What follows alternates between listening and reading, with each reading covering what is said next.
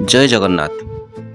जगतरनाथ होउचंती श्री जगन्नाथ। पुरी जगन्नाथ मंदिर जीवाई समस्त मन में इच्छा रही है, किंतु कालियार डोरी लगिले ही तार दर्शन मिलता है। तेरे बंधुगण, श्रीमंदिर में जदि जाइछंती आपण मन में केवे प्रश्न आसी कि श्रीमंदिर में घंटी बजाइबार व्यवस्था कहीं कराए ना?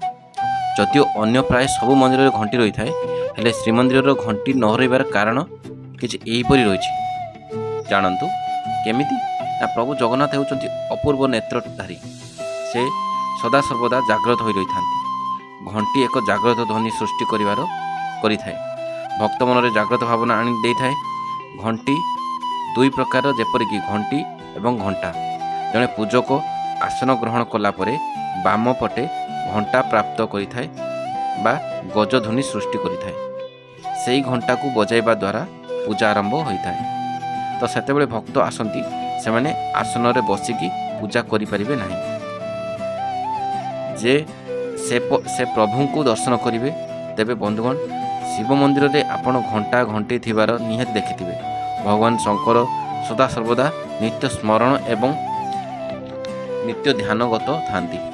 घंटानाद रे शिव जाग्रत होइतांती। गजध्वनि बा मंत्र पाठ हेबा द्वारा भगवान शंकर जाग्रत होइतांती। तेणु विशेष भाव में शिव मंदिर में घंटी रहिबार व्यवस्था थाए। तो किंतु जगन्नाथ महाप्रभु मंदिर में घंटी रहिबार व्यवस्था करा जाय थाए, कारण से अपूर्व नेत्रधारी। से सर्वदा नित्य जाग्रत हो रही थांती। तेणु घंटी बजाई तांको जाग्रत करिवार किछि आवश्यकता नाही।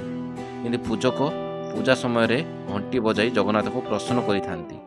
जगन्नाथ महाप्रभुंकर पूजा पर्व आदि रे देवता मानकर दर्शनर विधि अनुजाई जगन्नाथ को दर्शन समय घंटार किसी आवश्यक ना। तो बंधुगण, आशा करूँ आपण मानू आम ये भिडियोटी भल लगी।